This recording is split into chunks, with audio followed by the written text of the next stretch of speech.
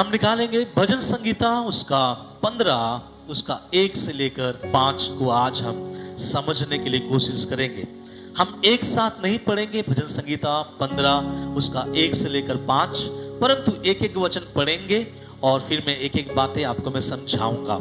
इस रीति से हम समझ पाएंगे कि परमेश्वर अपने वचन के द्वारा हमें किस रीति से आगे बढ़ाना चाहता है। सबके बाइबल में ये वाला किताब जरूर होगा, आप लोग निकाल ले। कौन सा है? भजन संगीता 15 उसका 1 से लेकर 5, द बुक ऑफ सैम्स उसका 15 और उसका 1 से लेकर 5। और एक साथ नहीं पढ़ेंगे, मैं एक एक वचन को पढ़वाऊंगा जैसे मैंने कहा, और सब बड़े ध्यान से सुने। इस वचन में 2 सवाल के साथ इसका लेखक शुरू करता है। इस वचन में बहुत सारी बातें हैं, बहुत सारी चीजें हैं, बहुत सारी बातों को समझाया गया, बहुत सारी चीजों को बताया गया। लेकिन ये सब चीजें तब बताया गया, लेखक ने सबसे पहला 2 सवालों को यहाँ पे रखा। और ये 2 सवाल अभी के युग के लिए बहुत जरूरी है, या अपने आप से पूछने के लिए बहुत जरूरी है, या फिर अपने आप में इन सवालों को रखकर हमें सही रीति में अपने बारे में इस जानकारी को रखना बहुत जरूरी है। तो 2 सवाल के साथ आज का इस संदेश को हम आरंभ करेंगे। भजन संगीता 15 और उसका 1 वचन में 2 सवाल है। आप पढ़िए, सब ध्यान से सुने। हे परमेश्वर, हाँ, तेरे तंबू में कौन रहेगा? पहला सवाल जो लेखक यहां पे पूछ रहा है, आपको पता है भजन संगीता 15 का लेखक कौन है? दाऊद है, साफ साफ लिखा है। तो भजन संगीता का लेखक 15 का लेखक दाऊद पूछता है। पहला सवाल किससे पूछ रहा है? पढ़ने वालों से, अर्थात हम लोगों से। क्या पूछ रहा है? अब सुने सवाल क्या है। हे परमेश्वर, तेरे तंबू में कौन रहेगा? तेरे तंबू में कौन रहेगा? और उसके बाद देखिएगा क्वेश्चन मार्क आया है, स्क्रीन में है ना, ओके। जहां भी बाइबल में क्वेश्चन मार्क आता है, प्रश्न चिन्ह आता है, इसका मतलब वो हमसे प्रश्न पूछ रहा है, हमको कुछ बताने की अपेक्षा कर रहा है। और वो बताना क्या चाह रहा है? हे परमेश्वर, तेरे तंबू में कौन रहेगा? पहला क्वेश्चन, तेरे तंबू में कौन रहेगा। दूसरा, तेरे पवित्र पर्वत पर कौन बसने पाएगा? तो 2 सवाल यहाँ पे दाऊद पूछता है। और ये सवाल आप अपने मन में आज ले जाएं, या अपने जीवन में रखें, ना केवल कलीसिया आते और जाते समय, परंतु लगातार अपने आप को प्रभु में आगे बढ़ाते समय। कभी कभी हमारे जीवन में शुरुआत अच्छा होता है, बीच खराब हो जाता है, फिर आखिरी अच्छा होता है। कभी कभी किसी का शुरुआत अच्छा नहीं होता है, बीच में बहुत अच्छा हो जाता है, और अंत में चीजें अच्छा नहीं होता है। लेकिन परमेश्वर जो है ऐसा नहीं है, परमेश्वर हमसे कुछ और चाहता है। और दाऊद इस वचन को कहता है। इसके पीछे का जो इतिहास है उसको मैं थोड़ा आपसे बता दूं ताकि आपको समझ में आए। इसके पीछे का जो इतिहास है समझिएगा। जब राजा दाऊद प्रभु के संदूक को लेकर जब यरूशलेम में प्रवेश कर रहा था, उस समय कुछ बाइबल पंडित लोग कहते हैं कि ये उस समय लिखा हुआ ये वो भजन है। और उसने क्या लिखा कि प्रभु तेरे तंबू में कौन रहेगा और तेरे पवित्र पर्वत में कौन बसने पाएगा। और ये प्रश्न चिन्ह है। अच्छा, प्रश्न चिन्ह में हम आते हैं, ध्यान से समझिएगा। जब हम प्रश्न चिन्ह में आते हैं, इसका मतलब प्रश्न भी यहाँ है और उत्तर भी यहाँ है। इसलिए मैं एक एक करके आपको बताना चाहूंगा, लेकिन आपको समझाने के लिए मैं बोलना चाहता हूँ। आपको विशेष करके एक बात समझिएगा, यहोवा या परमेश्वर तेरे तंबू में कौन रहेगा। सब बोले, तेरे तंबू में कौन रहेगा। जो रहेगा वाला जो बात है ना, ये टेम्पररी है। क्या है? टेम्पररी है, मतलब अस्थाई है। आप जाओगे, आप रहोगे। जैसे हम सारे लोग मिलकर बीते दिनों में एमपी गए थे, वहां ठहरने नहीं गए थे, वहां पे पूरा घर बसाने नहीं गए थे, बस वहां पे हम थोड़े समय के लिए रहने गए थे। और उस जगह को हम लोगों ने चॉइस किया, उस जगह को हम लोगों ने बुक किया, उस होटल में हम लोग ठहरे, और जितने समय हम ठहरे उसका कीमत हम लोगों ने अदा किया, और उसके बाद वहां से निकल कर आ गए। लेकिन बोलने का मेरा मतलब क्या है? पहला लाइन जो है, कौन तेरे तंबू में रहेगा।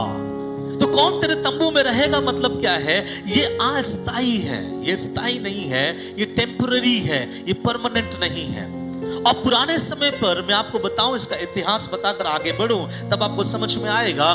जब परमेश्वर अपने 6 लाख लोगों को मिस्र से निकालकर कनान में ले आया, और इस कनान में लाने के दौरान परमेश्वर ने उन लोगों से कहा कि अब एक समय आ चुका है कि मैं तुमसे बातें करूं और तुम मुझसे बातें करो, और तुम मेरे नियम पे चलो और मैं तुम्हें क्या करूं? आशीषित करूं। तब परमेश्वर ने मूसा से कहा, मूसा एक काम करना, मेरे लिए एक तंबू बनाना, एक टाबरनकल बनाना, एक टेंट बनाना। उस टेंट में 3 भाग होना चाहिए, और वो सब चीजें जो है आपको पता है, जहां पे बलि चढ़ाया जाए, जहां पे याजक रहे, जहां पर मेरे नाम का रोटी रहे, जहां पर धूप वेदी रखाया जाए, जहां पर जलने वाली दीवट हो, जहां पे संदूक रखा जाए, और वो टेंट या वो तंबू मेरे नाम का बनाना। क्यों? क्योंकि मैं उस तंबू में से अपने लोगों को क्या दूंगा? आशीष दूंगा। सुनिए, जब प्रभु ने कहा मैं तंबू में से आशीष दूंगा, ये तंबू किसी इंसान के मन के अंदर उगने वाला विचार नहीं था, ये परमेश्वर के मन में उगने वाला एक विचार है। इसलिए परमेश्वर कहता है कौन मेरे तंबू में रहेगा। एक्चुअली ये दाऊद नहीं पूछता है, दाऊद के अंदर पवित्र आत्मा उभार के कलीसिया से पूछवा रहा है, आपके अंदर इस चीज को डाल रहा है कि कौन मेरे तंबू में रहेगा। कौन सा तंबू? वो तंबू जो परमेश्वर बनाता है, वो तंबू जो परमेश्वर की इच्छा अनुसार बनाया जाता है, कौन रहेगा। और दूसरा है, तेरे पवित्र पर्वत पे कौन बसने पाएगा। जो शब्द है ना, बसने पाएगा, ये टेम्पररी नहीं है, ये परमानेंट है। हालेलुया। लेकिन मालूम है, जो लोग टेम्पररी में परफेक्ट निकलता है, उसी के लिए आसमान का परमेश्वर एक परमानेंट एड्रेस देता है। एक वचन है, मुझे लगता 92 या 91 भजन संहिता में होगा, पढ़ने की आवश्यकता नहीं है। वहां पे ऐसा लिखा है ना, वचन ऐसा है कि जो पवित्र परमेश्वर के छाए हुए स्थान में बैठा रहे, वो सर्वशक्तिमान की छाया में ठिकाना पाएगा। बैठा रहे और ठिकाना पाएगा में अंतर है। 91 भजन संहिता है ना, आप लोग बाद में जाके पढ़ लीजिएगा। और वहां बोलने का मतलब क्या है मालूम है? हे यहोवा तेरे तंबू में कौन रहेगा। थोड़ा सा वॉइस कम करो, थोड़ा सा। हे यहोवा तेरे तंबू में कौन, बोलिए ना, तेरे तंबू में कौन रहेगा। ये टेम्पररी है। दूसरा कह रहा है तेरे पवित्र पर्वत में कौन बसने पाएगा, ये परमानेंट है। और मालूम है, आज पूरी कलीसिया, चाहे वो रिवाइवल टैबरनेकल हो, ये विश्व का हर कलीसिया क्यों ना हो, ये 2 बातें अपने जीवन में पूछना और समझाना और अपने जीवन में लेकर चलना बहुत जरूरी है। क्या हम परमेश्वर के तंबू में रहने लायक है, या क्या हम परमेश्वर के पवित्र पर्वत में बसने लायक है। अगर कोई परमेश्वर के बनाए हुए तंबू में रहने लायक नहीं है, तो व्यक्ति कभी भी परमेश्वर के पवित्र पर्वत में बसने वाला नहीं हो सकता। मेरी बात को समझिएगा। कभी कभी कुछ चीजें है ना, आप जब मार्केट में जाते हैं, एक बार मैं कोलकाता गया, और भाई सैम को पता होगा क्योंकि उसको कोलकाता के बारे में मुझसे ज्यादा नॉलेज है। अब मैं कोलकाता में गया और वहां पे एक बिस्किट दुकान में मैं गया, ढेरों बिस्किट रखे हुए वहां पे, किसी का 60 रुपया किलो, किसी का 100 रुपया किलो, किसी का 200 रुपया किलो। जब हम लोग वहां पे गए, उन्होंने कहा कि सर एक खा कर देखिए ना। तो मैंने एक खाकर देखा, बहुत अच्छा लगा। आपको मालूम है, वो सब में से थोड़ा थोड़ा निकाल कर दिया। ये खाइए, काजू वाला है, ये खाइए, किशमिश वाला है। और वो थोड़ा टेस्ट इसलिए करवा रहा है, उसको पता है अगर इस थोड़े में टेस्ट अच्छा लगे तो ये ज्यादा क्या करेगा, ले जाएगा। लेकिन यहां उल्टा है। परमेश्वर कह रहा है, अगर मैं जहां टेम्पररी है, जहां अस्थाई है, अस्थाई में मेरे लोग अगर विश्वासियों के निकले, तो 100% उसके लिए एक स्थायी जो पवित्र पर्वत का जो बसने वाला सिस्टम है, उसके जीवन में मैं दूंगा। हालेलुया। पता है स्वर्ग किसके लिए है? किसको मालूम है स्वर्ग किसके लिए? सब एक दूसरे को देखकर बोलिए, जो इस तंबू में बसने के लायक है, वही पवित्र पर्वत में बसने पाएगा। मालूम है, कुछ लोग कलीसिया में बस नहीं पाते, कुछ लोगों का कलीसिया जिंदगी अच्छा नहीं है, लेकिन स्वप्न देख रहे हैं, दर्शन देख रहे हैं। किसके बारे में? स्वर्ग के बारे में। प्रभु कहता है, तू केवल देखता चला जाएगा, लेकिन तेरे आगे जो बैठता था वो तुझसे आगे निकल कर चला जाएगा। मेरे बातों को समझिएगा। मैं बोलना ये चाहता हूं, तेरे तंबू में कौन रहेगा? तंबू मतलब क्या मालूम है? कलीसिया। सब बोले कलीसिया। नया नियम में जब यीशु मसीह आया, यीशु मसीह ने आकर एक बात कहा, सुनो पतरस, सबसे कहा मैं मेरी कलीसिया बनाऊंगा। कौन? मैं नहीं, पास्टर संजय नहीं, यीशु ने कहा मैं मेरी कलीसिया बनाऊंगा और मेरे कलीसिया में अधोलोक का फाटक प्रबल नहीं हो पाएगा। और जब परमेश्वर की कलीसिया की बात हो रही है, वो आपका नहीं, किसका है? परमेश्वर का। मैं आप एक बात बता दूं, पुराने नियम के कलीसिया के बारे अगर हम स्टडी करें तो 5 घंटा यहीं निकल जाएगा। क्या मालूम है पुराने नियम के कलीसिया में कौन सा रस्सी लगेगा, कौन सा धातु इस्तेमाल करना है, कौन सा लकड़ी इस्तेमाल करना है, कौन से जानवर के चमड़े इस्तेमाल करना है, याजक का वस्त्र सर में कैसा होना चाहिए, याजक का वस्त्र कुर्ते में कैसा होना चाहिए, याजक का वस्त्र वो पैंट में कैसा होना चाहिए, उसका जूता कैसे होना चाहिए, उसका मुकुट क्या होना चाहिए, बीच वाले रूम में क्या रहना है, पहले वाले रूम में क्या रहना है, आखिरी वाले रूम में क्या रहना है, ईच एंड एवरीथिंग, हर एक चीज इंसान की मर्जी से नहीं हुआ। किसकी मर्जी से हुआ? परमेश्वर की मर्जी से। मैं क्यों पुराने नियम के टाबरनकल के बारे या तंबू के बारे में आपसे बात करना चाहता हूं? मैं क्यों आपको बता रहा हूं? क्योंकि समझ जाओ कलीसिया ना तो मेरा है ना तो आपका है ना? कुछ लोग बोलते पास्टर हमको कलीसिया आने नहीं देता है, ये कलीसिया पासवान का है, किसी का कलीसिया नहीं है। अगर अच्छे शब्द में बोला जाए, कुछ लोग गुस्से में बोलते हैं कलीसिया किसी बाप का नहीं है। मैं बताऊं, कलीसिया किसी का नहीं। कलीसिया में और आप बना सकते हैं, कलीसिया में मैं और आप रंग मार सकते हैं, कलीसिया को मैं और आप सुंदर कर सकते हैं, लेकिन कलीसिया ना तो मेरा है, कलीसिया ना तो आपका है, ना आने वाली पीढ़ी में 1000 लोग जो इस कलीसिया में आएंगे ना तो उसका होगा। कलीसिया खुदा का था, खुदा का है और खुदा का रहेगा। हालेलुया। और जब हम बात करते कि प्रभु आपकी कलीसिया, तो अपने मन के कोने में एक बात रखना बहुत जरूरी है। अगर आपकी कलीसिया तो आपका नियम, अगर आपका नियम तो आपका सोच, अगर आपका सोच, आपकी आराधना, आपका मन, आप जो चाहोगे प्रभु वो आपके लिए होना चाहिए। कलीसिया के बाहर आप अपने मर्जी से में चल जाओ, चलेगा, लेकिन जैसे आप कलीसिया में एंट्री लेते हो, याद रखना इस कलीसिया में कोई अगर अपने मर्जी से काम धाम करे तो आसमान का परमेश्वर उनको वैसा करने देगा नहीं। हालेलुया। हमारे पुराने विश्वासीगण जो हमारे साथ अभी तक जुड़े हुए हैं, हमारे कलीसिया के शुरुआत से अभी तक, अब उनसे पूछ लीजिए, इस कलीसिया में कई आए और कई चले गए। क्यों मालूम है? क्योंकि वो उस कलीसिया के लिए, इस कलीसिया के लिए वे फिट नहीं बैठे। और हटाने वाला कौन था? कौन हटाया? परमेश्वर। मैंने आज तक किसी से नहीं बोला कि दोबारा इस कलीसिया में पाँव ना रखना, नहीं, एक जन को मैंने बोला, केवल एक को छोड़कर मैंने आज तक किसी से नहीं कहा कि दोबारा इस कलीसिया में क्या मत रखना, पाँव मत रखना। किसी से नहीं कहा, लेकिन सब एक एक करके चले गए, यहां चले गए, वहां चले गए, यहां बिखर गए, और मैंने कभी भी किसी को मना नहीं किया। और मैं इसलिए बात बोलना चाहता हूं कि परमेश्वर की कलीसिया जब परमेश्वर बनाता है, छांटेगा भी वही और जोड़ेगा भी वही, याद रखना। हालेलुया। बस हमें बैठकर एक बात का फिक्र करना है, प्रभु मैं दुआ करता हूं तेरी मर्जी पूरी हो, तेरी इच्छा पूरी हो, क्योंकि ये तंबू, ये टाबरनकल, ये भवन किसका है? तेरा है। तो कौन बसने पाएगा उसके मंदिर में?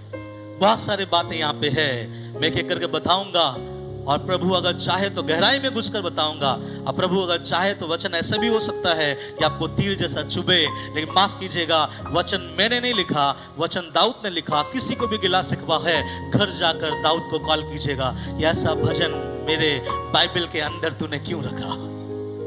इसलिए वचन मेरा नहीं है, किसका है? परमेश्वर का है। इसलिए याद रखिएगा, मैं केवल वचन को उठाऊंगा, आपके सामने एक्सप्लेन करूंगा, यही मेरा काम है। इसलिए अगर बुरा मानना भी है तो मुझे मत मानना। किसको मानना? किसको? दाऊद का। फोन नंबर अगर दाऊद का नहीं है, मेरे पास है, ले लीजिएगा, ठीक है? ओके, अब सुनिए, कौन पवित्र मेरे तंबू में रहेगा और कौन मेरे पवित्र पर्वत में बसने पाएगा? मालूम है, जब एक कलीसियाई जिंदगी आपका अच्छा होगा, जब कलीसियाई जिंदगी प्रभु के वचन अनुसार होगा, एक दिन समय आएगा प्रभु अपने पवित्र पर्वत में, अर्थात सियोन में, अर्थात वो आत्मिक यरूशलेम में प्रभु मुझे और आपको भी क्या करेगा? ले जाएगा। लेकिन उसके लिए कुछ क्वालिटीज है, कुछ नियम है, कुछ कानून है, मैं आपको बताऊं और एक एक करके सुने, उसके बाद हम आगे बढ़ेंगे। अब दाऊद पूछा है 2 सवाल। वो 2 सवाल क्या है आप बताइए? पहला सवाल, तेरे तंबू में कौन रहेगा? दूसरा, तेरे पवित्र पर्वत में कौन बसने पाएगा? आंसर सुनने के लिए तैयार है? आप दूसरा वचन से पढ़े, सुनिए ध्यान से। वह जो खराई से सुने, आप आ रहा है ना, दाऊद कह रहा है, क्या बोल रहा है मालूम है? कौन बसने पाएगा और कौन रहने पाएगा? पढ़िए अंकल, नंबर 2। वह जो खराई से चलता, धीरे धीरे, वह जो, सब बोलिए, वह जो खराई से चलता। खराई से, ठीक है, जब मैं बोल रहा हूं अपने जीवन को आप प्रभु के हाथों में सौंपिएगा। और आगे, और धर्म के काम करता है आगे, और हृदय से सच बोलता है। 3 बातें हैं पहला वचन में। मैंने आपसे कहा कि आज हम भजन संगीता 15 1 से 5 तक पूरा देखेंगे विस्तार पूर्वक, और जब तक खत्म नहीं होता बंद नहीं करेंगे।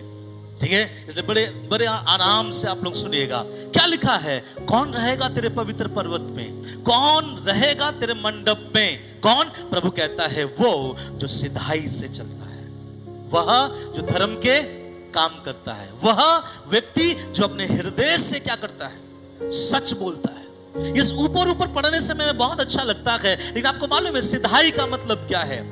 सीधा का मतलब है सीधा, खरा, एकदम प्रभु के लिए बने रहने वाला। जब बाइबल के वचन में आप जाएंगे, 2 वचन पढ़ेंगे 2 किरदारों के बारे में। पहला उत्पत्ति 6 का 9 और दूसरा आयुब उसका 1 का 1 निकाल के पढ़े। उत्पत्ति 6 का 9 में क्या लिखा है? ध्यान से सुने। नूह की वंशावली यह है, नूह धर्मी पुरुष और अपने समय के लोगों में खरा था। क्या था? खरा था। और नूह परमेश्वर ही के साथ साथ चलता रहा। क्या लिखा है बाइबल में? यहां बोल रहा है मेरे पवित्र पर्वत में कौन बसेगा? कौन स्वर्ग जाएगा? जब मैं आसमान में आऊंगा, तुरी फूका जाएगा, प्रधान दूध का शब्द सुनाई देगा, और मेरा और आपका यीशु लहू बहाकर ऊपर जाने वाला जब दोबारा मुझे और आपको लेने के लिए आएगा, इस धरती से कौन जाएगा? बाइबल कहता वही जाएगा जो सिधाई से चलता है। क्या है सिधाई? सिधाई क्या मालूम है? लिखा गया है नूह की वंशावली यह है कि नूह धर्मी पुरुष और अपने समय के लोगों में। ये शब्द क्यों लिखा है अपने समय के लोगों में? ये बातें क्यों लिखी गई है? अपने समय के लोगों में नूह क्या था? खरा था। नूह के समय के लोगों के बारे में थोड़ा जानेंगे। आप बंद तो नहीं किए बोला? ठीक है, उस समय के बारे में थोड़ा मैं जानने के लिए बता दूं। नूह उत्पत्ति 6 का 9 के ऊपर से पढ़े, मतलब पहले वाले पेज से पढ़े। हाँ, तब यहोवा ने कहा, मैं मनुष्य को जिसको मैंने सृष्टि की पृथ्वी के ऊपर से मिटा दूंगा। कुछ कारण है आगे। क्या मनुष्य, क्या पशु, क्या रेंगने वाले जंतु, क्या आकाश के पक्षी, सबको मिटा दूंगा, क्योंकि मैं उनके बनाने से पछताता हूं। मैं उनको बनाने से क्या कर रहा हूं? पछताता हूं। क्यों परमेश्वर पछता रहा है? आगे, परंतु यहोवा के अनुग्रह की दृष्टि नूह पर बनी रही। इसके और थोड़ा ऊपर से अगर पढ़ेंगे, वहां पे ऐसा लिखा गया है कि मनुष्य के मन में उन दिनों में जो भी कुछ उत्पन्न होता था, वो क्या उत्पन्न होता था? बुरा ही उत्पन्न होता था। हालेलुया। मालूम है नूह में लिखा गया है ना, वे उन लोगों के समय में क्या था? खरा था। आपको पता है हमारे समय में, आज के समय में कलीसिया है। कलीसिया में एक पासवान है जो हर रविवार आपको वचन के द्वारा सुनाता है। यूट्यूब है, यूट्यूब में कई प्रभु के दास प्रचार करते हैं। आपके पास बाइबल है, आपके पास लोग है, आपके पास संगति है, आपके पास ढेरों ऐसा सुविधाएं हैं जिसके द्वारा आप प्रभु की उपस्थिति में और क्या कर सकते हैं? बढ़ सकते हैं। लेकिन नूह के दिनों में ऐसा चर्च नहीं था। नूह के दिनों में कोई यूट्यूब नहीं था।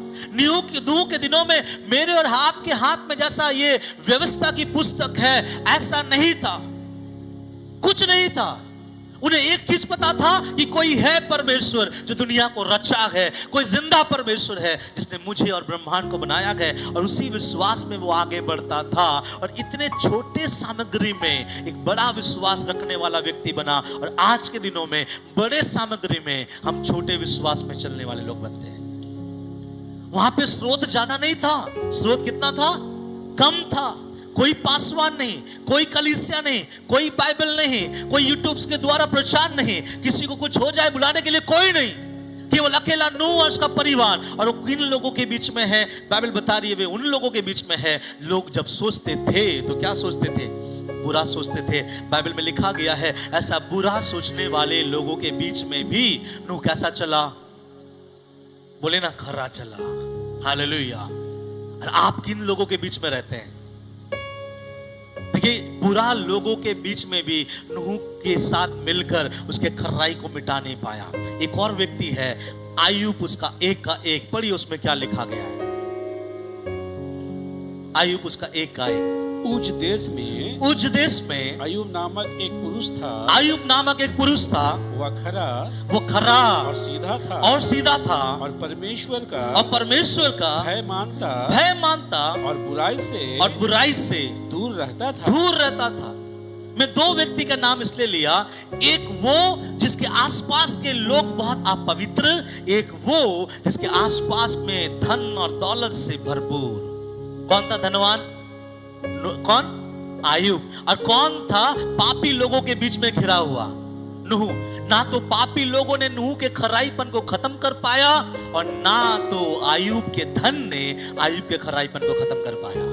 कुछ लोग बोलते हैं ना, इसके पास बहुत धन आ गया, इसका जीवन बदल गया, इसके दोस्त लोग बुरे हैं, इसका जीवन बदल गया। सुनिएगा, बुरा दोस्त, बाइबल में लिखा तो है कि अच्छा चरित्र को बुरा चरित्र बिगाड़ देती है। एक बात भी है, अच्छा चरित्र तब तक नहीं बिगड़ सकता जब तक अच्छा चरित्र बिगड़ने के लिए अपने आप को समर्पित ना करे। यह लिखा गया है, नूह एक सीधा, एक धर्मी, एक खरा पुरुष बनकर चलता रहा, वो भी तब जब बाकी सब लोग चलना बंद कर दिए। और यहां पर एक पैसे वाला आयुब, बहुत धन दौलत होने के बावजूद वो प्रभु के उपस्थिति में खरा चलता रहा। क्या मतलब है खरा चलना? मालूम है, मैं बहुत सारी बातें नहीं बताऊंगा, लेकिन खराई जिसके जीवन में है वो परमेश्वर को आकर्षित करता है। आपको पता है, यहाँ लिखा है नूह खरा था, इसलिए परमेश्वर नूह से आकर बोला कि तू जहाज बनाना और तेरे द्वारा मैं दुनिया के कुछ चीजों को क्या करूंगा? बचाऊंगा। क्यों प्रभु आप मेरे द्वारा काम करोगे? तब परमेश्वर का एक ही सवाल, एक ही जवाब था कि बेटा इसलिए क्योंकि तुम इन सब लोगों में तू क्या निकला? खरा निकला। अब मेरा सवाल आप लोगों से, कौन परमेश्वर के तंबू में रहेगा? कौन रहेगा? कौन रहेगा? जो खराई से चलता। और उसका नीचे जो वचन है, मैं उसका पद जो बताना नहीं चाहता, जो खराई से चलता वो धर्म का काम करता। धर्म का काम क्या है? धर्म का काम मतलब सही काम, जो परमेश्वर करता वैसा आप भी करते। और नीचे क्या लिखा गया? और अपने हृदय से सच बोलता है। कितने अपने हृदय से सच बोलता है? हृदय से सच बोलने का मतलब क्या मालूम है? आप बोलेंगे मैं सच बोलता हूं, नहीं नहीं, वो सच नहीं, मैं आपको बताऊं, समझ में आएगा। मत्ती 12:34 में क्या लिखा है? ध्यान से सुने, मत्ती 12:34। हे सांप के बच्चों, हे सांप के बच्चों, किससे कह रहा है? चलिए आगे बढ़िए। तुम बुरे होकर कैसे अच्छी बातें कह सकते हो? कैसे अच्छी बातें कह सकता है? क्योंकि जो मन में भरा है वही मुंह पर आता है। हाँ, जो मन के अंदर है वही आपके कहां आएगा? कहां आएगा? मुंह पे आएगा। तो प्रभु कह रहा है ना, जो अपने हृदय से सच बोलता है। अगर इंग्लिश बाइबल में देखेंगे, वहां पे ऐसा नहीं लिखा है ट्रू, TRUE नहीं लिखा गया है, वहां लिखा है TRUTH। और ट्रूथ और ट्रू में जमीन आसमान का फर्क होता है। अगर किसी को पता है, सच और सच्चाई में जमीन आसमान का फर्क होता है। क्या फर्क होता है? आज अब कलीसिया आए हैं, ये सच है, लेकिन ये सच्चाई नहीं है। आप बोलेंगे कैसा? बोलने का मतलब, आज आप कलीसिया आए हैं ये सच है, आने वाला सप्ताह कलीसिया में आएंगे या नहीं आएंगे किसी को नहीं पता। तो सच्चाई क्या है? सच्चाई ये है कि आज सुबह सूर्य यहां से उदय हुआ। और मैं क्यों बोल रहा हूं सच्चाई है? ये कल भी होगा, परसों भी होगा, ये दुनिया जब तक समाप्त नहीं होगा तब तक होता चला जाएगा। तो ट्रूथ जो होता है, सच्चाई जो होता है, कभी बदला नहीं जाता। तो इंग्लिश बाइबल में ट्रू नहीं आया है, ट्रूथ आया है। बोलने का मतलब वो व्यक्ति जो अपने अंदर से क्या करता है?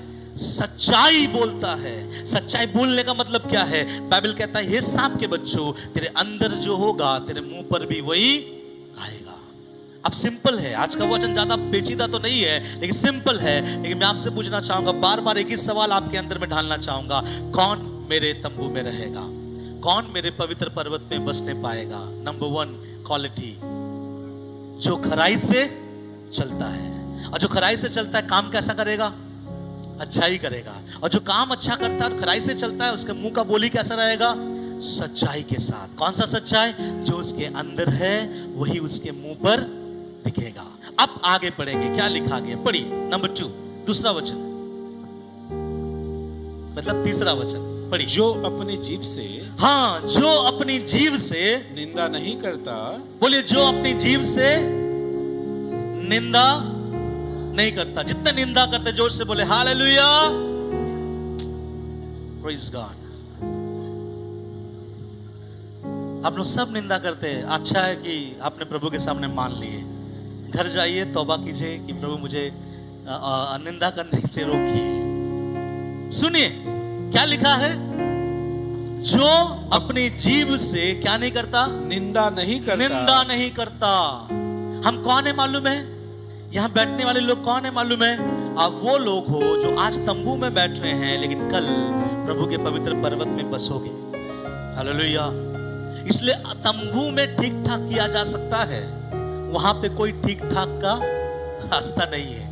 आप ये मत सोचो कि वहां पर घूस चलेगा, वहां पर बातें चलेगी, वहां पे किसी को फुसला लोगे। नहीं, परमेश्वर आपको यहाँ के किया धरा के ऊपर वहां पे आपका दंड देगा। बाइबल में क्या लिखा गया? वो जो अपनी जीभ से किसी का क्या नहीं करता? निंदा नहीं करता। आज तक किसी ने किसी के बारे में निंदा किया है हमारे कलीसिया में? क्योंकि रिवाइवल टाबरनेकल के लिए वचन है, यूट्यूब में जरूर जाएगा।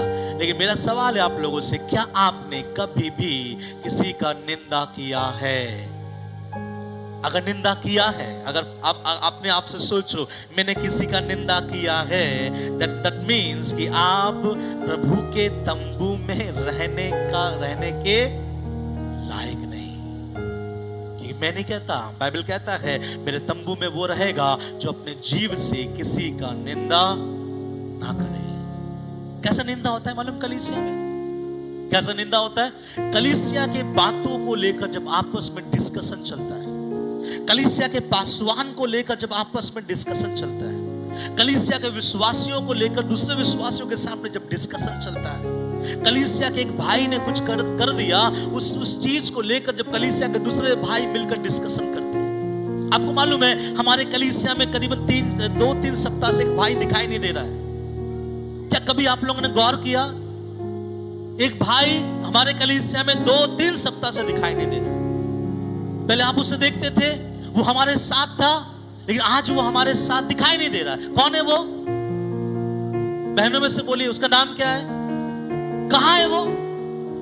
क्या कर रहा वो? मैंने बताया आपसे, मैंने मैसेज किया आपको कि आज वो भाई हमारे साथ नहीं है। आपको ये पता भी नहीं होगा कि आशीष हमारे साथ क्यों नहीं है। क्यों? कि मेरा काम नहीं है किसी लड़के को बदनाम करना, मेरा काम नहीं है किसी की जिंदगी को किसी के सामने में ऐसा दिखा देना कि मानो कि जब वो लौट कर आए तो हमें लगे कि ऐसा है। वो किसी कारणवश हमारे साथ नहीं है, शायद बिजी होगा, शायद किसी और काम में होगा, लेकिन मैंने कलीसिया के सामने ऐसे कुछ भी बातों को मैंने रखा नहीं है, ना ही मैं आपके सामने रखूंगा। एक प्रभु का वचन क्या कहता है? वो किसी के नाम का निंदा नहीं करता। अगर मैंने कुछ लोगों से मैंने बातें किया भी है तो केवल एक ही मकसद के कारण कि हम मिलकर उसके लिए क्या करें? दुआ करें। मालूम है क्या चीज है? प्रभु का वचन कहता है भवन में रहने वाले लोग कौन है? जो किसी का निंदा ना करे। मान लीजिए किसी को आपने किसी कुछ चीजों को करते हुए देखा है, आप अगर उसे करते हुए देखे हैं, या तो उसको बताओ या तो उसके पासवान को बताओ। उस चीज को लेकर कलीसिया के 10 लोगों को बताओगे, वो भाई कभी सुधरेगा नहीं, वो बहन कभी सुधरेगी नहीं, उल्टा वो और क्या होता चला जाएगा? बिगड़ता चला जाएगा। किसी ने ऐसा कहा है, अगर मैंने गलती की है, अगर मुझे सुधारना चाहते हो तो मेरी गलती मुझसे बताओ। क्यों? अगर तुम दूसरों से बताओगे दूसरों ने गलती नहीं की है तो वो कैसा मुझे सुधारेंगे? अगर मैंने गलती किया है तो मुझसे क्या करो? बातें करो। यार क्या लिखा है? वो परमेश्वर के लोग अपने जीव से दूसरों का निंदा नहीं करता। आपको मालूम है भारतवर्ष में ज्यादातर ये चीज होता है। क्या होता है? किसी 2 जगह में भीड़ आपको ज्यादा लगेगा। एक, अगर कोई मर जाए, कोई अगर मर जाए वहां भीड़ आपको दिखेगा, और एक या उस घर के लड़का लड़की भाग जाए तब। क्योंकि लोगों को पसंद आता है ये चीज। किसके साथ भागा है, कहां भागा है, कौन लेके गया है। अच्छा ठीक है, वो सामने वाला व्यक्ति के साथ ऐसा हो चुका है, उसको लेकर जब परमेश्वर के लोग जब डिस्कस करते हैं, जब परमेश्वर के लोग उसके नाम को क्या करते हैं, बिगाड़ते हैं, बाइबल कहता है यू आर नॉट वर्दी, तू उसके योग्य नहीं मेरे बेटा कि तू मेरे भवन में रह सके। देखिए परमेश्वर के भवन, मैंने आपसे कहा भवन उसका है, भवन उसके नाम का है, नियम और कानून भी उसका चलेगा।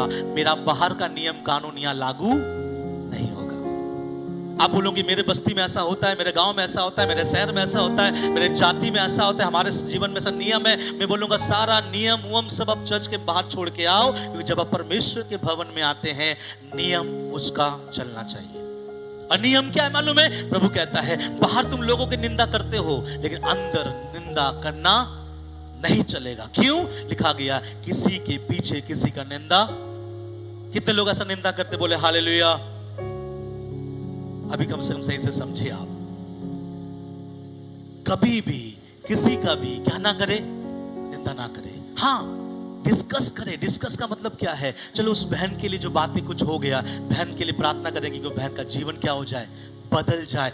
बदलने के मन भावना में करे, किसी के नाम को ना बिगाड़े। मालूम है इंग्लिश बाइबल बहुत साफ लिखा है, किसी के नाम को बर्बाद ना करे। किसी के नाम को क्या ना करे, बर्बाद ना करे। यहाँ बहुत लोग ऐसा बैठे हुए, आपको मालूम होना चाहिए एक नाम बनाना बरसों लग जाता है, अब बर्बाद करना है तो क्षण भर में हो जाएगा, है ना। किसी को नाम कमाना बरसों लग जाता है, लेकिन नाम बर्बाद करना है तो क्षण भर में खत्म हो जाएगा। मैं उड़ीसा गया था और वहां पे एक पासवान था, पास्टर रूफस। तो मैंने उससे पूछा आपका सेवा कैसे आरंभ किया? हम लोग कार में जा रहे थे, वो हम लोगों से बातें करता रहा। मालूम है जब शुरुआत में वो सेवकाई करना स्टार्ट किया उस जगह में, तब उनकी शादी नहीं हुई थी, उसका शादी नहीं हुआ था। जिस कारण से जिस घर में वो रहता था उसके आसपास में बहुत सारे लड़कियां भी थी। इस कारण से भाई क्या करता था, सुबह उठता था और अपना साइकिल हो या गाड़ी लेकर कोई एक जगह पे आता था, जंगल में बैठे रहता था। सच में। और जंगल में क्यों बैठा रहता था? जब लोगों ने पूछा, एक हमारे जो प्रिंसिपल उसने कॉल किया कि तुम कहां पर हो, उन्होंने कहा सर मैं जंगल में बैठा हूं। अरे तुम जंगल में क्या कर रहे हो? बोला सर मैं जंगल में इसलिए बैठा हूं कि कोई मेरे नाम को काला दाग ना लगा दे, कोई मेरे नाम को काला दाग। सोचिए मेरे बातों को समझिएगा, कितना तक लोग अपना इज्जत को बचाता और बनाता है। कुछ लोग ऐसे होते हैं कि उसके इज्जत को बिखेरने के लिए एक पल भी नहीं सोचता और कई लोगों के बीच में बातों को क्या करता है, फैला देता है। बाइबल बोलता है ऐसे लोग मेरे भवन के लायक अगर नहीं है तो पवित्र पर्वत में भी बसने नहीं पाएगा।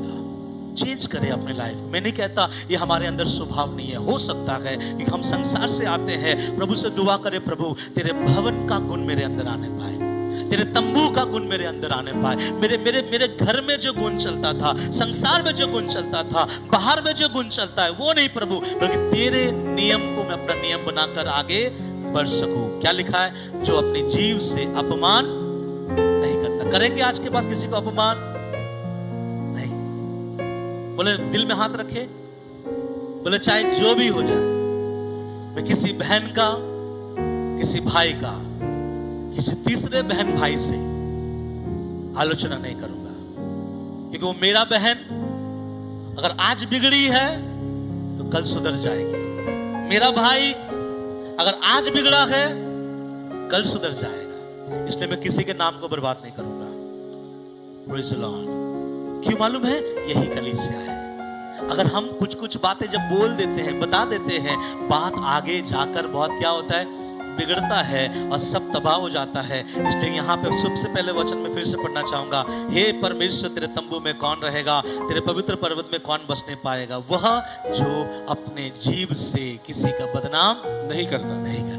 हालेलुया। और आगे, और ना अपने मित्र की बुराई करता है, और ना अपने पड़ोसी की निंदा सुनता है। बोले ना तो सुनूंगा, बोले ना तो सुनूंगा। किसी अभी आज प्रचार हो गया ना, पास्टर ने बोलने मना किया, चलो आज सुनना से स्टार्ट करेंगे। बाइबल में ऐसा लिखा गया है, एक तो शब्द है नीति वचन में, मुझे याद नहीं आ रहा है, ऐसा लिखा गया कि जब कोई आकर किसी के बारे में जब चुगली बोलता है तो वो मधु के समान या मीठा लगता है हमारे कान को, और सुनने में बहुत क्या लगता है, मजा आता है। मैंने कुछ लड़कियों का गुण ज्यादा होता है ना, क्या हुआ था, कहाँ गया था, कौन आया था, कौन सा कपड़ा था, क्या बोला। लेकिन कुछ लड़कों के अंदर भी होता है वाला कि क्या हुआ था, कौन है, कैसा था, कहाँ से आया। ये तो खोद के निकालने वाला आत्मा है ना, बहुत बुरा आत्मा है। खोदे नहीं। मेरे अंदर एक स्वभाव है, मैंने अपने आप को एक ऐसा बनाया है, मैं सोचता हूं कि ये सही है। मैं आप लोगों को नहीं बोलूंगा नहीं करने। मैं कहीं भी जाता हूं, मैं लोगों से उनके बारे में ज्यादा पूछताछ खोद खाद नहीं करता, क्योंकि मैं फौड़ा लेकर नहीं जाता। फौड़ा समझते हैं आप? जो कुछ लोग अपने हृदय में क्या लेके जाते हैं, फौड़ा, कुदाल, बल्लम। और ऐसे लोग क्या करेंगे, पूछेंगे कहां से आया, कौन सा मिनिस्ट्री, कितना देता है, कहां बैठते हो, कहां घूमते हो, कौन क्या है। ये सब पूछने की बातें हमारे मन में नहीं आना चाहिए। इसलिए लिखा गया, ना तो बोलेंगे ना तो सुनेंगे। ऐसा कोई सुनाएगा तो आप क्या करेंगे? ऐसा अगर कोई सुनाएगा आप क्या करेंगे? बोले ना, गुप्त बातें सुनने में बहुत अच्छा लगता है ना। अरे मालूम है उस बहन के लाइफ में क्या हुआ, मालूम है उस भाई के लाइफ में क्या हुआ। अगर आपको लग रहा है वो सामने वाला बहन, सामने वाला भाई निंदा के लिए बोल रहा है, वहां से भाग जाओ। लेकिन अगर आपको लग रहा है सामने वाला भाई, सामने वाला बहन प्रार्थना रिक्वेस्ट दे रहा है, तो बैठकर सुनना। हालेलुया। क्यों? आपको इसलिए बता रहा है कि आप उसके लिए क्या करो, दुआ करो। तो दो चीज अभी तक सीखे हैं। क्या? वह जो खराई से चल रहा है, और जो खराई से चलता है काम कैसा करेगा, अच्छा करेगा, और अपने हृदय से सच बोलेगा। और दूसरा मैं अभी आपको बताया, अपने जीव से किसी का निंदा नहीं करेगा। हालेलुया। अब आगे बढ़ेंगे, पढ़िए उसका 4 वचन। वह जिसकी दृष्टि में निकम्मा मनुष्य तुच्छ है, जिसकी दृष्टि में निकम्मा मनुष्य क्या है, तुच्छ है। सब बोले हालेलुया। ये वचन समझ में आ रहा है? वह व्यक्ति जिसकी दृष्टि में निकम्मा मनुष्य क्या है, तुच्छ है। कुछ ऐसे लोगों को देखे हैं, मतलब मैं कभी कभी किसी से बातचीत करता हूं और वो भाई पकड़ा गया, बुराई करते हुए पकड़ा गया, भूल करते हुए पकड़ा गया, या व्यभिचार करते हुए पकड़ा गया। लेकिन फिर भी कुछ ऐसे लोग होते हैं कि उस व्यभिचार करने वाले भाई से, उस गलत करने वाले बहन से, उस गलत बोलने वाले उस लोग से फिर भी जुड़े और सटे रहते हैं। नहीं समझे आप लोग? बाइबल कहता है वहां वो होगा जो बुराई करने वालों से क्या करेगा, तुच्छ जानेगा। सब बोले तुच्छ जानेगा। इसका मतलब क्या है? जो लोग बुराई करता है हमारे नजर में वो कैसा होना चाहिए, कैसे होना चाहिए? अरे बोलने में क्या बोलते हैं, कोई असमंजस नहीं होना चाहिए। जो लोग बुराई करते हैं हम कभी भी उसका सपोर्ट ना करें उसके बुराई में। एक कहानी बताओ, मैं आपको बताऊंगा, सुने ध्यान से। एक परिवार में एक बेटा पैदा हुआ, उसके माँ उसे पढ़ाने के लिए एक स्कूल में दाखिला किया। जब उसका नर्सरी में वो बच्चा पढ़ता था, जब नर्सरी में बच्चा स्कूल गया, पहला दिन स्कूल से वो घर आया और घर आके मम्मी को दिखा रहा है, मम्मी आज मैं चौक लेके आया, देखो। क्या लेके आया? चौक। मम्मी ने पूछा बेटा तेरा चौक? मेरा चौक है मेरे बैग में, ये मैं मेरे दोस्त का चौक लेके आया। मम्मी हंसकर मुखर कर चली गई किचन में। दूसरे दिन बच्चा गया, मम्मी को बोला मम्मी देखो मैं आज पेन लेके आया। मम्मी ने बोला तेरा पेन? मैं बोलता मेरा पेन मेरे इसमें है, बैग में है। ये किसका पेन? ये मेरे दोस्त का पेन ले आया। मम्मी फिर भी मुस्कुरा कर चला गया। फिर वो बच्चा किसी के घर से बिस्किट ले लेना, वो बच्चा किसी के घर से कुछ उठा लेना, वो बच्चा किसी के घर से कुछ चुरा लेना। जब उसके परिवार के लोग आकर बोलने लगे, बस्ती के लोग आकर बोलने लगे, तो उसका मम्मी हंसकर इस बात को उड़ा दी कि बच्चा है इसलिए वो ऐसा करता है। अरे बच्चा इसी हालात में बढ़ना स्टार्ट हुआ। जब बच्चा बड़ा हुआ, जवान हुआ, एक क्रिमिनल बन गया। क्या बन गया? क्रिमिनल बन गया। और ऐसे ही वो बच्चा एक दिन बड़ा घर में चोरी करने के लिए गया, और ठीक आधी रात के लगभग जब वो चोरी कर रहा था, उस घर के मालकिन जब देख लिया कि मेरे घर में कोई चोरी कर रहा है, मालकिन ने उसे रोकने की कोशिश की। इसने मालकिन के सर पर उठाकर कुछ मारा और मालकिन क्या हो गया? खत्म हो गया। और पुलिस आया और इस लड़के को जेल ले गया और उसका सजा सुनाया गया कि तुमको फांसी का सजा दिया जाता है, और उसको जेल में बंद कर दिया गया। और फांसी के ठीक पहले उनसे कहा गया कि तुम्हारा आखिरी ख्वाहिश क्या है बताओ। तो उस लड़के ने कहा एक आखिरी बार मेरे माँ से मुझे मिलना है, उसे देखना है, उससे बात करना है। तब उसके माँ को बुलाया गया। माँ आकर जेल खाने में खड़ी हो गई उसने बोला बेटा तूने ये क्या कर दिया। बेटा भी रो रहा है और माँ भी क्या कर रही है, रो रही है। उसका माँ से उसने बोला माँ एक बात मुझे आपसे बोलना है। माँ बोला बोलो बोलो बेटा क्या बोलना है। नहीं आप वहाँ नहीं, आप नजदीक आओ। तो बोला और नजदीक आओ, मुझे आपके कान में बोलना है। जब उसका माँ उस जेल खाने में अपना कान को ऐसा दी, उसके बेटे ने उसके माँ के कान को अपने दांतों से उखाड़ डाला, काट डाला। उसकी माँ चिल्लाने लगी, पुलिस आ गए, ये क्या कर दिया, तू तो अभी मरने वाला है, तू अपने माँ तक को नहीं छोड़ा। उसने बोला मेरे माँ के कान को मैंने इसलिए काटा, अगर अच्छा होता जब पहली बार मैं बोला मेरे मम्मी को माँ मैं चौक ले आया, अगर ये सुनकर मेरा माँ उसी दिन मुझे पकड़कर पीटती तो शायद मैं आज फांसी की सजा पे नहीं जाता। हालेलुया। बोलना क्या चाहता हूं मालूम है, इस वचन में क्या लिखा है, जो दुष्ट को देखता है और उसको क्या समझता है, तुच्छ। चाहे आपका बेटा हो, आपका बेटी हो, आपके पति हो, आपका पत्नी हो, आपके घर के कोई भी लोग हो, अगर आप देख रहे हैं आपका बेटा गलत काम कर रहा है, आप परमेश्वर के बच्चे होने के नाते आपका बेटा को भी आपको तुच्छ समझ, मैं नहीं बोल रहा घर से निकाल दो, भगा दो, मार डालो, लेकिन आप परमेश्वर के बच्चे होने के चलते आपके अंदर एक चीज होना चाहिए, दुष्ट को दुष्ट और धर्मी को धर्मी। मेरी बात समझ में आ रहा है आपको? कुछ लोग ऐसा है ना, जो लोग गलत होता है उसके ऊपर और क्या करते हैं, पट्टियों को बांधता है। नहीं नहीं ऐसा नहीं है, वो आज गलती किया कल नहीं करेगा, मैं ऐसा नहीं हूं। अगर गलती है तो गलती होना चाहिए। मेरे बच्चे जब छोटे छोटे थे, मैं जब घर से जाता था तो मेरे बच्चे रोते थे, पापा कहाँ जा रहा है। तो मेरी बीवी बोलते थे पापा जा रहा है आज थोड़ा मार्केट जा रहा है, मार्केट से अभी आ जाएगा। मैं बोलता बेटा मार्केट नहीं जा रहा हूँ, टाटा जा रहा हूँ, 2 दिन बाद आऊंगा। वो और रोना स्टार्ट करता। तो मेरी माँ बोलती है कैसा बाप है, अपना बेटी को ऐसा बोल रहा है। मैं बोलता हूँ बोलना है तो क्या बोलना है, सही बोलना। मैं वो बाप नहीं हूँ, वो देखो वहां पे चिपकली आ जाएगा, दूध पी लो। मैं कान मरोड़ता और बोलता दूध पी लो, कोई चिपकली नहीं आने वाला। क्यों मालूम है, आप अपने बच्चों को जो सिखाओगे आपका बच्चा वही सीखेगा। इसलिए मेरे बच्चों को डरा के धमका के चिपकली अंडा वंडा से नहीं खिलाते हैं, सीधा बोलते पीना है तो पियो, नहीं तो मत पियो। मेरी बातों को समझिएगा। प्रभु का वचन कहता है वह जिसकी दृष्टि में निकम्मा मनुष्य क्या है, तुच्छ है। चाहे वो आपका बेटा हो, चाहे वो आपका बेटी हो, चाहे वो आपका पति हो, चाहे वो आपका पत्नी हो। ऐसा करेंगे आज के बाद? सीधा पास्टर के पास आकर बोलेंगे मेरा पत्नी ऐसा करती है। मैं ये नहीं कह रहा कि मेरे पास आकर ऐसा करे, लेकिन जहां आपका पत्नी गलती कर रही है उसको तुरंत रोको। जहां आपका पति गलत कर रहा है तुरंत रोको। जहां आपका बेटा गलत कर रहा है तुरंत रोको। मेरा बेटा है मैं क्या बोलूंगा, अगर आप छोड़ते चले जाओगे ना, एक दिन वो बड़ा पहाड़ बन जाएगा। अगर अच्छा होता है कि शुरुआत में कुछ करते, जब बड़ा पहाड़ हो जाएगा उसको तोड़ना नामुमकिन समझाएगा। इसलिए यहां लिखा गया है जो निकम्मा मनुष्य को देखता है तो वो क्या समझता है, तुच्छ। सब बोले तुच्छ। अभी आप बोलेंगे क्यों पास्टर जी आप हमें ऐसा सिखाते हैं? बाइबल में, मैं बाइबल का वचन पढ़ के मैं बताऊं, बाइबल में ऐसा लिखा गया है पापियों का प्रार्थना परमेश्वर के नजर में घृणित है। परमेश्वर पापियों का प्रार्थना नहीं सुनता। तो ऐसे पापियों के साथ में मैं नहीं बोलता सुसमाचार मत सुनाओ, प्रेम करो, लेकिन जब गलत करता है तो डांटो, गलत करता है तो डांटो। क्यों? क्योंकि हम परमेश्वर के लोग हैं, गलत नहीं सहना चाहिए।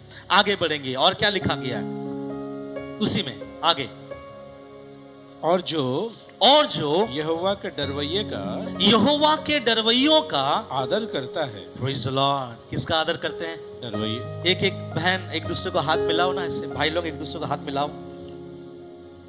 नहीं एक जन अपने अगल का बगल का, हाँ, और उसको देखकर बोलो हम आपको आदर करते हैं। इसलिए करते हैं क्योंकि आप यहोवा को डरते हैं। समझ में आ रहा है मेरे बातों को? ठीक है, मेरे बात को समझिएगा। ऐसा कभी हुआ है कि पास्टर आया तो पास्टर अगर आपका घर गया तो उसको पूरा 1 लीटर दूध में चाय उबाल के दिया। विश्वासी अगर आया है तो उस 1 लीटर दूध में और 1 लीटर पानी मिलाकर दिया। पास्टर आया है तो गुड डे बिस्किट दिया। विश्वासी आया है तो टोस्ट दे दो भैया। पास्टर आया है तो अच्छा क्या बोलते चमकदार चेयर लगाओ। विश्वासी आया है चटाई बिछाओ। ऐसे होता है? नहीं। पास्टर आज आ रहा है मटन खिलाओ, विश्वासी आ रहा है अंडा मंगवा लो। मेरे बात को समझिएगा। आप लोग ऐसा नहीं करते, लेकिन ऐसा होता है। क्यों मैं बोल रहा हूं? बाइबल में लिखा गया है वो व्यक्ति जो परमेश्वर के तंबू में रहेगा वो व्यक्ति जो परमेश्वर के पवित्र पर्वत में वास करने पाएगा, उसका कैरेक्टर कैसा होना चाहिए? वो यहोवा के डरवैयों को आदर देता है। हालेलुया। किसको आदर देता है? यहोवा के डरवैयों। यहोवा का डरवैयों का मतलब कौन है? पास्टर, विश्वासी, भाई बहन, अंकल आंटी, मम्मी पापा सब। और अगर हम एक दूसरे को इसलिए आदर करते हैं क्योंकि वो व्यक्ति प्रभु को क्या करता है? आदर करता है। करते हैं हम लोग। यहोवा को जो भय करता है उसको हम लोग क्या बोलते हैं? उसको सम्मान देते हैं। बाइबल में लिखा है ना, क्या लिखा गया है? फिर से पढ़िए। पर वो जो यहोवा के डरवैयों को आदर करता है। अब एक सीरियस बात मैं आपको बताने जा रहा हूं, इसलिए मैंने बोला था शायद चुभेगा, कटेगा, लेकिन सावधान, क्योंकि वचन मेरा नहीं है। आपको मालूम है, कई लोग जब परमेश्वर के लोगों का आदर नहीं करता, कई लोग जब परमेश्वर के लोगों का आदर नहीं करता, तब अपने जीवन में बहुत सारे कमी, घटी, बंधन, बाधा, रुकावट खुद लेके आता। कैसे? मैं आपको वचन बताऊं तो समझ में आएगा। पहला कुरिन्थी 11 अध्याय 27 से लेकर 29 वचन पढ़िए। पहला कुरिन्थी 11 अध्याय 27 से लेकर 29। इसलिए बड़े ध्यान से सुनिए। इसलिए जो कोई अनुचित रीति से प्रभु की रोटी खाए या उसके कटोरे में से पिए, वह प्रभु की देह और लहू का अपराधी ठहरेगा। यहाँ थोड़ा रुकेंगे। कौन सा वचन है वाला? हम लोग प्रभु भोजन पढ़ते हैं ना, जो कोई अनुचित रीति से प्रभु की रोटी और प्रभु का दाखरस खाए या पिए तो वो प्रभु के देह का अपराधी ठहरेगा। ठीक है, तो 27 वचन में प्रभु का देह आया है। आप 28 वचन पढ़िए। इसलिए मनुष्य अपने आप को जांच ले और इसी रीति से इस रोटी में से खाए और इस कटोरे में से पिए। अभी इंपॉर्टेंट वचन है, क्योंकि जो खाते पीते समय, सुनिए, जो खाते पीते समय प्रभु की देह को ना पहचाने। सब बोलिए, ना पहचाने। किसकी देह को? प्रभु की देह को ना पहचाने, वह इस खाने और पीने से अपने ऊपर दंड लाता है। हेलो, क्या लाता है? दंड लाता है। मैं नहीं कह रहा, क्या लाता है? दंड लाता है। इसलिए तुम में बहुत से निर्बल है, इसलिए तुम में बहुत से, क्या लिखा है? रोगी है। इसलिए तुम में से बहुत कोई शो भी गए। चल बसे। इतना गलती में कोई मर सकता है क्या? इतना गलती में कोई बीमार हो सकता है? इतने गलती में कोई कमजोर हो सकता है? बाइबल में क्या लिखा गया? इसलिए जो कोई खाते पीते समय प्रभु की देह को ना पहचाने। किसको ना पहचाने? अभी मेरा एक सवाल है, 27 वचन जब पढ़ रहे थे वहां लिखा गया है कि जो कोई अनुचित रीति से उस रोटी खाए या उसके कटोरे में से पिए, वो प्रभु की देह और लहू का क्या ठहरेगा? अपराधी ठहरेगा। प्रभु का देह तो पहले आ गया है 27 वचन में। 29 वचन में प्रभु का देह लिखा है ना, क्या लिखा गया? जो खाते पीते समय प्रभु की देह ना पहचाने। ये कौन सा देह है? ये प्रभु का देह। हम लोग पढ़ के ऐसे चले जाते हैं ना, प्रभु का देह, हम सोचते प्रभु प्रभु प्रभु प्रभु। नहीं मेरे प्रियो, प्रभु का देह मतलब कलीसिया। प्रभु का देह मतलब कलीसिया। कौन है कलीसिया का सर? कौन है कलीसिया का सर? कौन है? यीशु मसीह। तो कलीसिया का सर अगर यीशु मसीह है, तो कलीसिया का जो शरीर है वो कौन है? कलीसिया है।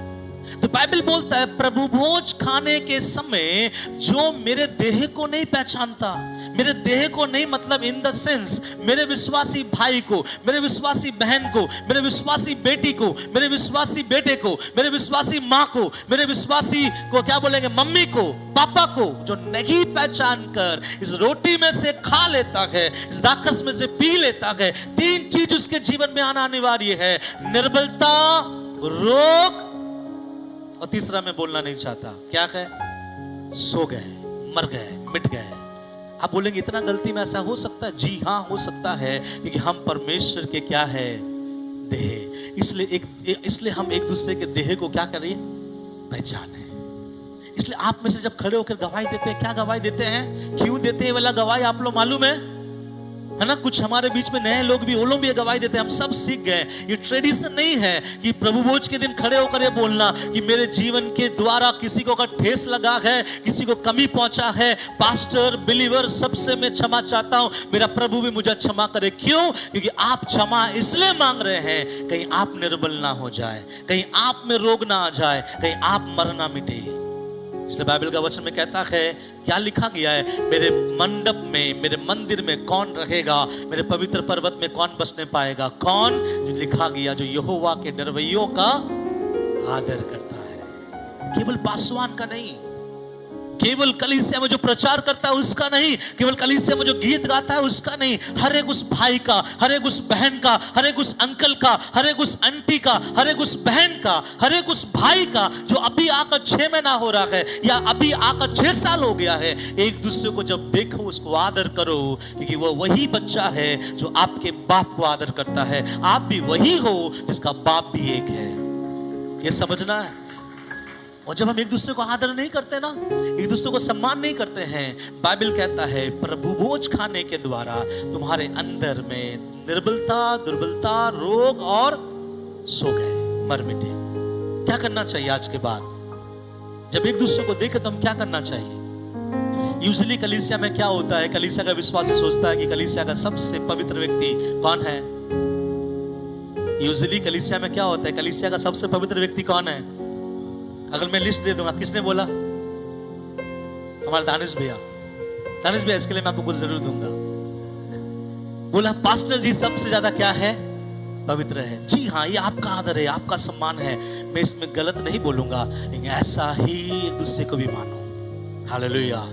अपने बगल वाला बहन को भी मानो कि ये भी पवित्र बहन है, ये पवित्र भाई है, ये अंकल पवित्र है, ये आंटी पवित्र है, ये माता जी पवित्र है, ये पापा जी पवित्र है। क्यों मालूम है? प्रभु का वचन कहता है, अगर तुम अपने देह को ना पहचानो तो तुम्हारे जीवन में गड़बड़ी आ सकता है। इसलिए मैं हर रविवार जब प्रभु भोज होता है, मेरे वचन पढ़वाता हूं। अब समझ में आ गया, जो कोई यहोवा के डरवैयों को क्या करता है। इसलिए आज जब मीटिंग खत्म हो, कैसा करें? क्या करें आदर करने के लिए? गोदी में ना उठा ले, ठीक है ना। आज के बाद जब हाथ मिलाएंगे, अपने मन के स्वभाव और भावनाओं को बदले कि मैं जिससे हाथ मिलाया हूं ये व्यक्ति भी मेरे बाप को आदर देता है। हालेलुया। ये बहन भी मेरे पिता को आदर देता है। और जब कलीसिया ऐसा सोचना शुरू कर देना, परमेश्वर अपने भवन में हमें रहने और बसने जरूर देगा। समझ में आया आपको? चलिए अभी आगे बढ़े। और क्या लिखा गया, जल्दी से पढ़े। जो शपथ खाकर बदलता नहीं। हाँ, जो शपथ खाकर बदलता नहीं। कुछ लोग जोश में आकर बोलते हैं, पास्टर जी अगर काम मिल गया ना तो जितना पैसा मिलेगा पहला पेमेंट कलीसिया में लाके देंगे। काम भी मिल जाता है लेकिन पेमेंट नहीं आता है। कुछ लोग ऐसा बोलता है कि मुझे पास्टर जी मेरे लिए प्रार्थना करो, ये एक अच्छा जॉब मिल जाए ना तो पहला पेमेंट लाकर कहां देंगे? कलीसिया में देंगे। नहीं देते हैं, कुछ लोग भूल जाते हैं। और ऐसे भुलक्कड़ लोगों के लिए प्रभु ने वचन दिया है। क्या वचन है? जो शपथ खाकर बदलता नहीं। आगे क्या लिखा है? बड़ा खतरनाक है। चाहे हानि उठानी पड़े। हाँ, कभी कभी हम जोश में आके बोलते हैं ना, पास्टर जी क्रिसमस आ रहा है, चलो मेरे तरफ से 10,000 रुपया। अभी क्रिसमस आ गया, 23 तारीख आ गया, 24 तारीख आ गया, पास्टर कॉल कर रहा है, ब्रदर आप बोले थे 10,000 रुपया देंगे। हाँ देंगे पास्टर जी, लेकिन ब्रदर के पास पैसे नहीं हैं। अब मैं ब्रदर के बारे में क्या बोलूं? ब्रदर को एक चीज करना चाहिए। क्या करना चाहिए? अगर आपने कलीसिया में प्रॉमिस किया है, अगर आपने वायदा किया है, आप कहीं से भी उस वायदा को लाकर क्या करो? पूरा करो। एक प्रभु का दास था, एक लड़की के साथ उसका रिश्ता लगा, बातचीत आगे बढ़ा, और जब बहुत आगे बढ़ गया, प्रभु के दास ने उस लड़की का फोटो देखा और प्रभु के दास ने बोला, प्रभु का आत्मा बोल रहा है इसके साथ मेरा शादी होगा। उसने बोला हाँ, मैं कमिटमेंट देता हूं, मैं वायदा करता हूं कि इस लड़की के साथ मैं क्या करूंगा? विवाह करूंगा। अब समय हुआ कि लड़के वाले और लड़की वाले एक साथ मिले और आपस में बातचीत किया। और बातचीत करने के दौरान दोनों परिवार को अच्छा लगा। वहां पर एक बात ऐसा हो गई कि लड़की वाले की तरफ से लड़की ने बोला, सब कुछ ठीक ठाक है, लेकिन मैं फिर भी जिसके साथ मेरा विवाह होने वाला है, मैं उससे एक बार आखिरी में बात करना चाहता हूं। अब लड़की के अंदर एक चीज था कि मैं इससे बात करूं और मेरा शादी को मैं क्या करूं? तोड़ डालूं। अब वो लड़की उस पास्टर के पास जाकर बात कर रही है अपने घर के बाहर। ऐसा एक छोटा सा नाली था, नाली के इस पार पास्टर था, नाली के इस पार लड़की खड़ी थी और लड़की अपने हाथ में कुछ चीजों को लेके रखा था। उसने अपने होने वाले पति से एक बात बोल रहा था कि बोल रहा है अच्छा होगा कि आप मेरे साथ विवाह करने का जो निर्णय लिए इसको आप क्या करो, बदल डालो। जब ऐसा बोला और वो प्रभु का दास शॉक्ड हो गया। क्यों, ऐसा क्या बात है? लड़की ने जो बोला वो और ज्यादा शॉक्ड था। लड़की ने बोला कि मैंने चेक करवाई और मुझे ये पता चला रिपोर्ट के अनुसार कि मुझे ब्रेस्ट कैंसर है, इसलिए अच्छा होगा आप किसी और के साथ किसी और लड़की को देखकर विवाह करो ताकि आपका परिवार अच्छा रहे। मालूम है, प्रभु का दास नाली के इस पर खड़ा होकर उस होने वाली वाइफ से एक बात कहा, यही वचन कि जो वायदा करता है प्रभु के लोग उसे पूरा करता है, चाहे हानि भी उठाना पड़े। हालेलुया। एक बड़ा हृदय के साथ ऐसा बोला। इस पास्टर ने बोला अगर तुझे ब्रेस्ट कैंसर है, मैंने पहले प्रभु के सामने तुझे बोला था कि तुझसे शादी करूंगा। मैंने बोला है चाहे मेरा जिंदगी हानि उठाना पड़े तो भी तू मेरा पत्नी बनेगी। और क्या करना है? उसने बोला कुछ नहीं करना है, विश्वास करती है तो अभी मैं तेरे लिए क्या करूंगी, प्रार्थना करूंगा। ऐसा बोल के प्रभु के दास ने उसके सर पे हाथ रखा और वो प्रार्थना करता चला गया, प्रभु इसे छू, इसके ब्रेस्ट कैंसर को पूरे जड़ से निकाल। जब वो प्रार्थना कर रहा था आवाज आ रहा था क्योंकि लड़की अपने हाथ में दवाइयों को और प्रिस्क्रिप्शन को लेके आया और जैसे जैसे पास्टर एक एक कमांड कर रहा है, लड़की अपने हाथ से एक एक दवा को नीचे क्या कर रही है, फेंक रही है। और जब प्रार्थना आमीन हुआ, लड़की का प्रिस्क्रिप्शन से लेकर दवा से लेकर सब उसने नाली में बहा दिया। तब पास्टर ने पूछा कि ये तूने क्या किया? उसने कहा कि धर्मी अगर वायदा करे हानि उठाना पड़े तो आपने प्रार्थना किया विश्वास से कि मेरा खुदा मेरे ब्रेस्ट कैंसर को पूरा ठीक कर दिया। हालेलुया। ऐसे भी लोग दुनिया में हैं। और क्यों है मालूम है? ये वो लोग हैं जिसके तंबू में रहने वाले लोग हैं। प्रभु के तंबू में रहने वाले दो चीते लोग नहीं होते, आएंगे फिर आते नहीं है, करेंगे फिर करते नहीं है, देंगे फिर देते नहीं है। प्रभु के जैसा ईमानदार बनो। क्या बनो? प्रभु ने बोला मैं चाह रहा हूं, मैं दोबारा आऊंगा। आएगा कि नहीं आएगा? आएगा। बस हम भी बने। अगर हम बोलते मैं दूंगा तो दीजिए, मैं बोल नहीं दूंगा तो मत दीजिए। कि प्रभु का वचन कहता है वायदा करके कभी भी मुखरना नहीं। और आप बोलेंगे क्यों ऐसा नहीं कर सकते? क्योंकि हमारे अंदर मेरे बाप का डीएनए दौड़ता है। अगर मेरा बाप का स्वभाव वो नहीं है तो हमारा स्वभाव ऐसा कैसा होगा? हालेलुया। तो कलीसिया में कैसे लोग रहेंगे? वो जो वायदा करके मुखरता नहीं। आगे बढ़ेंगे। आगे क्या लिखा गया है? जो अपना रुपया, हाँ सब बोलिए अपना रुपया, सुन तो लो आगे क्या लिखा है, ब्याज पर नहीं देता। कितने लोग यहाँ पे ब्याज में पैसे देते हैं? भैया 10,000 दूंगा लेकिन 2% ब्याज लूंगा। कितने लोग जो ब्याज में पैसा लेते हैं? ऐसे लोगों का हाथ उठेगा। हाँ ठीक है, कोई बात नहीं। अगर आप किसी को ब्याज में पैसा देते हैं ना तो इतना बोलना, भैया पैसा मैंने लिया लेकिन धन्यवाद देता हूं प्रभु का कि मेरे कारण तू अमीर बन रहा है और मैं तुझे अमीर बना रहा हूं। बना रहे कि नहीं बना रहे? बाइबल में क्या लिखा है? वो व्यक्ति जो अपना पैसा क्या नहीं देता, ब्याज पर नहीं देता, ब्याज में नहीं देता। सुन लो यहाँ पे जितने भी लोग आए हुए हैं, कभी भी परमेश्वर के लोग ब्याज में पैसा नहीं देना। आजकल ब्याज नहीं होता, आजकल थोड़ा सा फ्रेंडशिप में अलग चीज हो गया। क्या मालूम है? अरे 100 रुपया दे रहे, देने से 110 दे देना। अरे तू पैसा ब्याज, ब्याज कहां पास्टर जी? मैंने बोला 100 ले रहा है, 110 आपस कर देना। और कुछ लोग बोलते हैं, कैसे ऐसे कुछ लोग बोलते हैं कि नहीं एक काम कर, ब्याज तू मुझे 100 रुपया दे रहा हूं, जिस दिन देगा 100 दे देना और बढ़िया से अपने घर में क्या खिला देना, नाश्ता खिला देना। तो आपने तो ब्याज लिया ना। बाइबल बोलता है ब्याज मत देना। किसी को अगर आप पैसे दे रहे हैं तो पैसा उससे उतना ही लो जितना आपने उसको दिया है। आप बोलेंगे पास्टर जी 10 साल बाद दे रहा है, तो मैं बोलूंगा 10 साल बाद भी वो 300 दिया है तो 300 ही लो। क्यों? ये हमको प्रभु बता रहा है कलीसिया में रहने वालों का स्वभाव बाहर वालों का स्वभाव से क्या होता है, अलग होता है। इसलिए प्रभु का वचन कहता है ब्याज में पैसे मत दो। यहाँ कोई ब्याज में देते हैं? अगर देते हैं आज के बाद घर जाओ और जितने लोगों को ब्याज में दिया है कॉल करो और बोलो ब्याज में मैं देना बंद किया मेरे भाई, तुझे 10 दिया था 10 आपस करना। क्यों मालूम है? ब्याज में देना बहुत बड़ा पाप है। इसलिए प्रभु के लोग ब्याज में नहीं देता। प्रभु के लोग ऐसे देते हैं कि 10 दे रहा हूं 10 आपस देना। इसलिए मैं और आप भी कभी अपना पैसा ब्याज में देंगे या नहीं देंगे? कभी नहीं। पैसे है तो देंगे, पैसे है तो दीजिए, लेकिन कभी भी ब्याज में पैसा मत दीजिए। आगे बढ़ेंगे, क्या लिखा है? और निर्दोष की हानि करने के लिए, निर्दोष की हानि करने के लिए घूस नहीं लेना है। हाँ, कितने यहाँ पे जो घूस लेते हैं?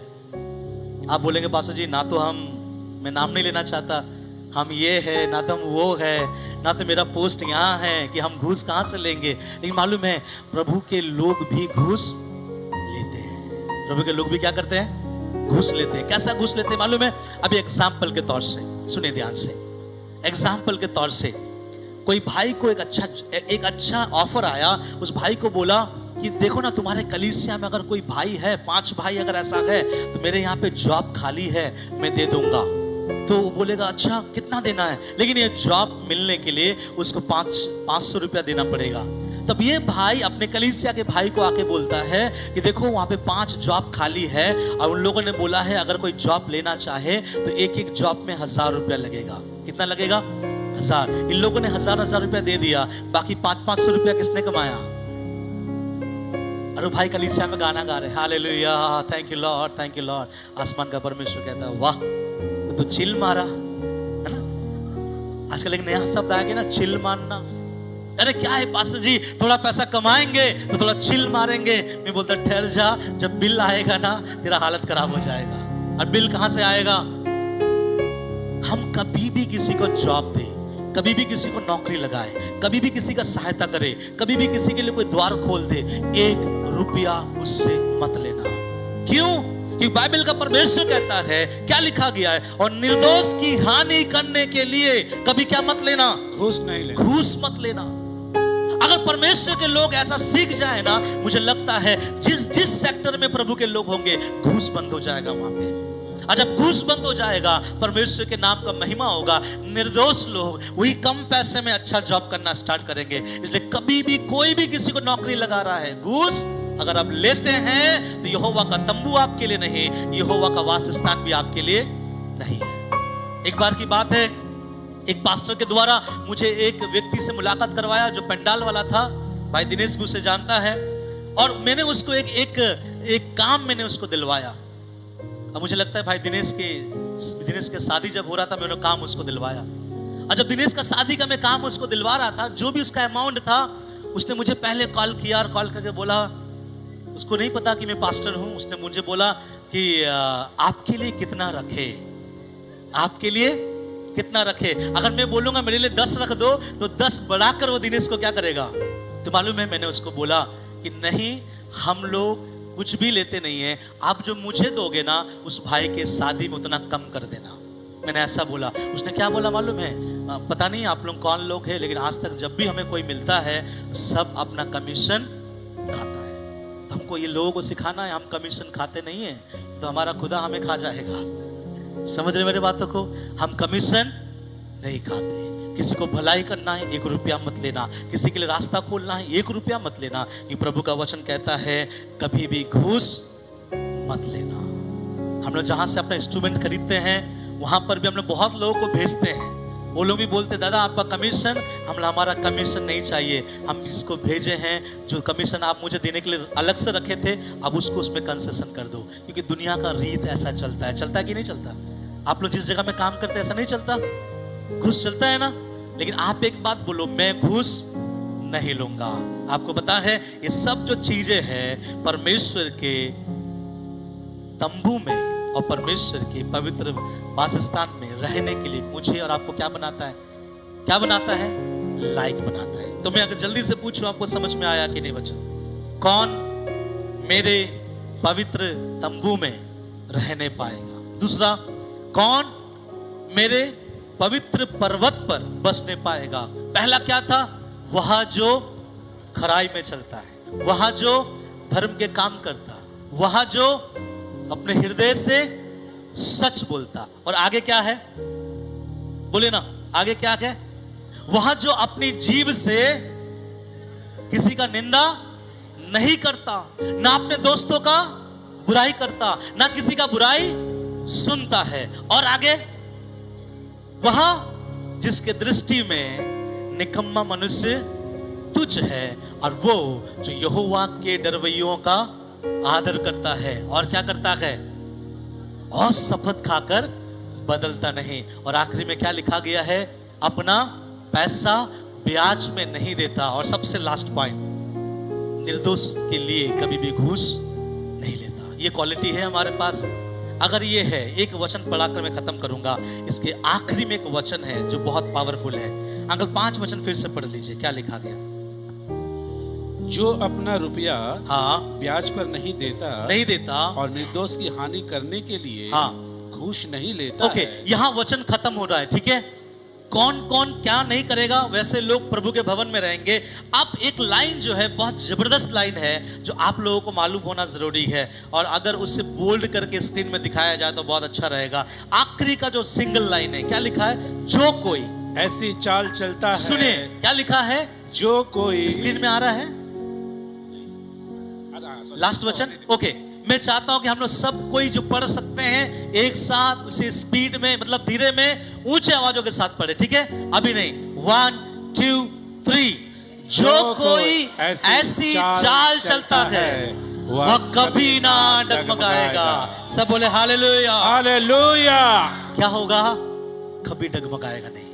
अब कौन डगमगाएगा, फाइनेंस में आप कभी गिरोगे नहीं, कोई आपको हिला नहीं सकता, कोई आपको गिरा नहीं सकता। क्यों मालूम है, you are fit in the presence of God. आप एक ऐसा व्यक्ति है जो परमेश्वर के मंदिर में और जो परमेश्वर के पर्वत के लिए फिट और चुना गया है। आपको दुनिया का कोई ताकत आपको हिला और डगमगा नहीं सकता। हालेलुया।